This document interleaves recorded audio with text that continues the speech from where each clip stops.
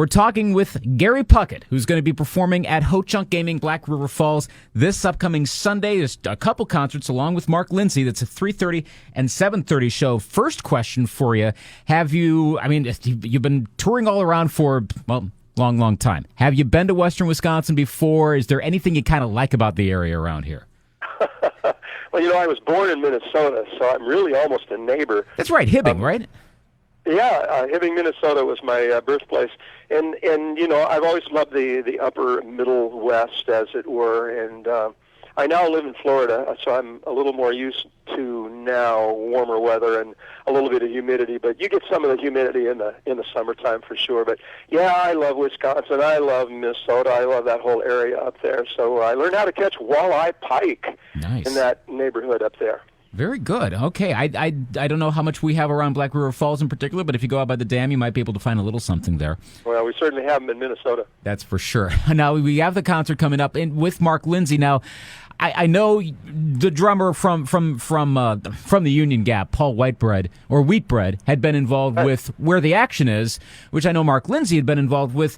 Is that how your connection with Mark got going, or how did that come to be? Well, my connection with Mark certainly was just the fact that we were having hit records at the same time. They started having hits before we did as the Union Gap, but I met Mark in the studio years and years ago, late 60s, I'd say it was 69 or 70, right in there, and we sort of became friendly. We didn't become friends until later, but I remember being at his house on a couple of occasions, and it was just sort of a social thing, but in following years, we started working together, and in 2012 and 2013, It was 2013. I did the Happy Together tour with him. So Mark and I have grown to know each other, and we've become good friends. You've done the Happy Together tour for a long time, off and on, and this goes back to the early 80s. This is kind of the beginning of the oldies tour circuit, if you will. You were, as I understand, you were with the first tour with Flo and Eddie from the Turtles and some of the other acts. How did that come together? What was sort of the cultural impetus, for lack of a better term, to go, let's get acts from a prior genre of music, a prior era, and get them out there, and there's going to be an audience for this? Well, there was a man in New York City who was a manager, promoter. His name, David Fishoff. And he had been working with the Turtles and the association, and I just coincidentally, went to do a concert at one of the big venues up there. I can't remember the name of it. They always change, as times go by and all that. But we did this big concert for one of the huge venues up there, and one of Mr. Fishoff's employees, his name was Howie Silverman, came to see the show because he had a couple of acts on it. And after the show, he came to me and he said, "I think my boss would like to talk with you." And I said, "Really? Okay, why?" And he said, "Well, we work with the Turtles and the association, and I think that he would like to work with you as well." So I went into the city, into New York, and met with Mr. Fishoff and Mr. Silverman. And they said, "We'd love to work with you, and we're thinking about putting together a little tour." So I said, "Great, what's it going to be?" And they said, "Well, the boys want to call it Happy Together because the Turtles will be the closing act." And I said, "Well, you know what? You ought to include one more act in that. Make it 4 altogether instead of just 3." And they thought about it, and they said, "You're right." So we'll add Spanky and Our Gang. So the 1984 first edition of the Happy Together tour was Spanky and Our Gang, Gary Puckett and the Union Gap, the association, and the Turtles. And it turned out to be wildly successful, and it was the very first oldies tour to go out there. But I think we toured about 8 months of 1984.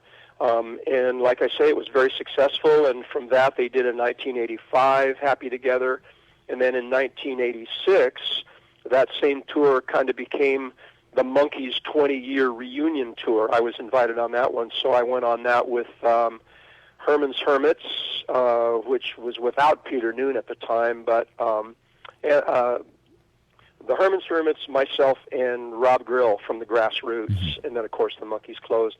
And that was the biggest tour of 1986, and it took us in front of many, many, many thousands of people, so it was a lot of fun. So it's grown through the years. Talking with Gary Puckett ahead of his performances at Ho Chunk Gaming in Black River Falls coming up this Sunday. I do recall that Monkees tour and the whole Monkees sensation. I wonder, when was it in the 80s that, again, 60s nostalgia kind of started to be a thing? I know there were some of those reunions in the earlier 80s. I know there was the Association I think they had like a hit at one point. The Hollies were back on the charts. Other of those acts were starting to maybe have a single here, a single there. I know the Kinks had a hit in 83. But then the Monkees come out. Their shows are on MTV. They have their reunion, and suddenly it gets huge. What was it in our culture that made us go, let's go back to this era and re-embrace it? Because I'm sure in the 70s there was a sense of, well, that's the last decade, let's just forget about it. Well, I can only tell you from my viewpoint at the time, when I was starting to get phone calls from promoters and radio stations out across the U.S., they were saying, you know what, the baby boom generation has been very busy raising their families and getting their careers going and life in general, so music has kind of been sidelined for them. And through the 70s, of course, it was kind of a new generation, and the 60s were winding down with the Vietnam conflict, as they like to call it, and other things. But by 1981, 82, we were starting to get those phone calls that said, you know, there's a lot of radio stations out here that are really starting to play the music of the baby boom generation, the 60s in specifically. And so we'd like you to come out here and start playing concerts and things. And it took, we were out there working in 82 somewhat and more in 83. And that is when, maybe it was in early 84, when I met Mr. Fishoff and Mr. Silverman in New York. And they saw it all coming in respect to the baby boom generation, saying, we want our music back. We want to hear it again. You know, so all the stations started proliferating throughout the U.S. and playing the music of the 60s. So fortunately for all of us that were a part of that generational musical movement, it suddenly was popular again. So we were out there a lot playing the music for the people, and it continues to this day. Music, you know, of our youth is what impresses us, I think, the most in the music that is dearest to our hearts. And the music has to have some appeal to last this long. What do you think, what made the appeal of the Gary Puckett and the Union Gap music to the audience writ large in America, around the world? Was it the lyrical content? Was it something in the arrangement? What do you think made your music successful and as long-lasting as it has been? Well, I would say that it's all the elements of what we were able to produce. That would be the song itself. Woman, Woman, for instance, was a great song. Jerry Fuller, the producer, understood production. He got the right musicians together. He got the right arranger together. He believed in songs and singers and production values, and we had a great record company. I like to think that my voice had something to do with it as well. So I think it was all the elements of what we were able to do in the studio, and you know, the machinery that was able to get it out there to the people. And when I hear the music on the radio today, Sirius, whatever, you know, I think, gosh, our records still sound great. They don't sound dated by, say, sitars or 12-string guitars or some of the elements that we used in the 60s, though they are still cool, and I still like those sounds. You didn't find them to be a part of our records so much. Jerry sort of harkened back to the big bands and the singers and great songs and kind of things. And certainly the records or the songs that we had as hits were very singable and very hooky, you know, they were just something that were easily put between the commercials on AM radio. Now, had Jerry Fuller not come into your lives, what kind of music do you think Gary Puckett and the Union Gap would have produced? Would it have been similar to the hits? And by that same token, do you think you would have had as many hits had you not worked with Jerry?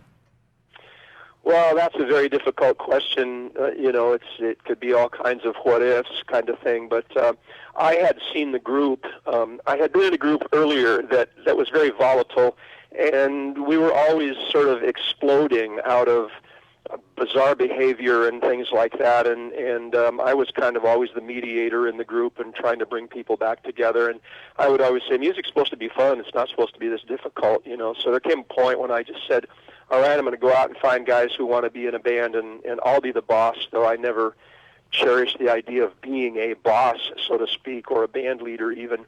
But I found guys working around the San Diego area that all had the same accord, and that was that we wanted to make some records, hopefully hits. We wanted to get out into the world and get out of the local music scene.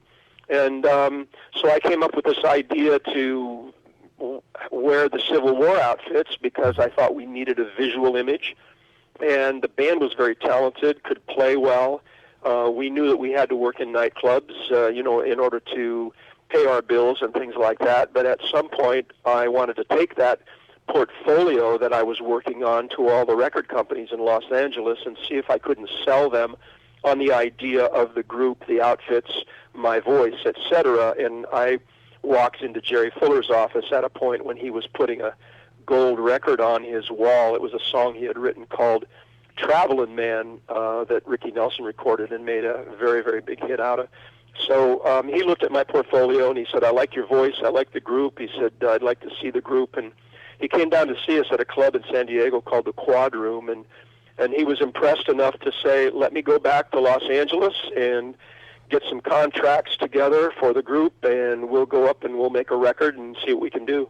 And lo and behold, August 17th of 1967, we recorded our first record, which was Woman, Woman, Have You Got Cheating on Your Mind, backed with Don't Make Promises. And it was a real professional happening as far as I was concerned. I mean, we had real professional musicians, and it was union, and it was in a big, big, beautiful studio, and Jerry was a great producer and made a great record. So Columbia Records was able to take that record and make it a hit. And from there, Jerry's instincts as a producer, songwriter, etc., gave us this path to follow, which was songs about women in general. So we had Lady Willpower and Young Girl and This Girl Is a Woman Now, and others that were focused, you know, upon women and girls and ladies. Mm-hmm. And on also in that recording session, and you refer to the top flight musicians, I believe, correct me if I'm wrong, that you worked with members of the Wrecking Crew in the studio. I recently watched the documentary on the Wrecking Crew that came out, and all the assorted musicians. Speak a bit about it, and again, did that's true? You did work with the Wrecking Crew in the studio? We did. They were not called the Wrecking Crew then. They were just, you know, the A players. And it was later on, of course, that they were given that name, the Wrecking Crew. But yes, all of those players were involved in our first two albums. Even though the Union Gap was allowed to play, Jerry, our producer, just wasn't sure that they could read music and were able to function in the studio the way that experienced recording musicians were. So we had great players like Hal Blaine on drums, Carol Kay on bass, and many of the other Wrecking Crew members, if you want to put it that way. But by the third album, Jerry realized that all the guys were very good musicians and able to play and record, and we wrote all the songs on the Incredible album as well as played all the tracks. So, yes. Where I was going to say, speak to, and you mentioned the names of Hal Blaine and Carol Kay, et cetera, speak to their ability as well. I was particularly impressed watching all the musicians talking about what came to be known as the Wrecking Crew in that documentary. And speaking of their sheer talent, what do you guys observe coming in? You're this band. You have the session musicians performing for the recording. That's still going to come out as Gary Puckett and the Union Gap. But speak to the ability of these LA cats that were able to do what they could in the studio. Well, I can only say it was stellar. You know, these people were all well trained, well experienced, and what would the other adjectives be? They had the ability to understand producers. They had the ability to interpret what producers were looking to hear. And they all had the ability as well to do it under time constraints, meaning that it was all unionized, particularly, and in a 3-hour session, it means that you recorded for 50 minutes, and then you had a 10-minute break, and then another 50, and a 10 break, and another 50 minutes. And in that period in time, everybody expected that you would get 3 tracks finished.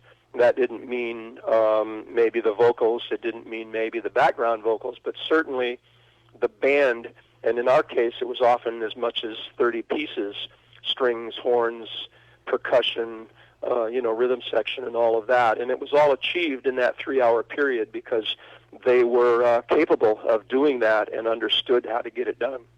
Fast forwarding to today and over the years and in the decades, and you are still able to perform and sing, and the oldies acts that are, and not just oldies era 60s, but 70s, 80s era acts that are still able to perform, especially singers, they're able to keep their voice in shape. How do you maintain your vocal quality so you can still sing the songs half a century after they were first hits? Well, I'll tell you what. It's not as easy as it used to be, but there is a good regimen in good living, and that would be I need to stay hydrated, for one. Rest is a huge, huge factor for me as well.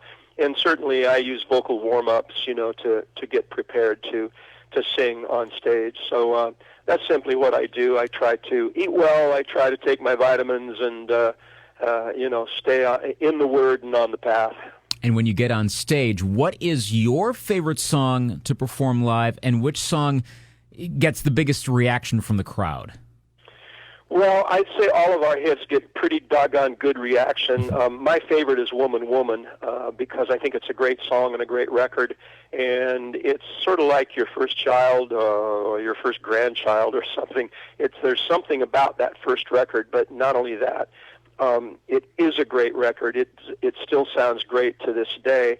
I think probably the one that gets the biggest reaction, though, is always the show closer, which is Young Girl.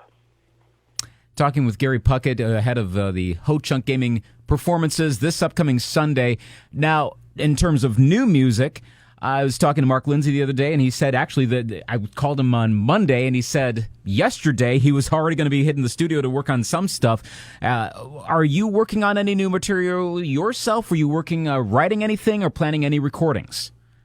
Well, I am planning another recording sometime soon, talking with a good friend who's a producer, and we're looking at songs. I've been doing some writing, not as much lately.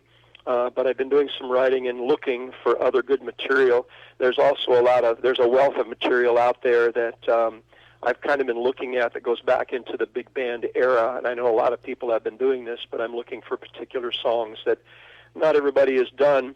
And last year we recorded a live album at the South Point Casino and Hotel, where we go to work once a year for 3 days, and it turned out very, very good, so that one's available right now. All right, and what's the name of that one?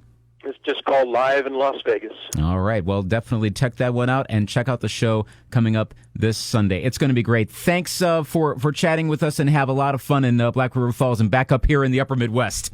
Thanks, Luke. Hope to see you there, man. All right, take care. Bye-bye. So long.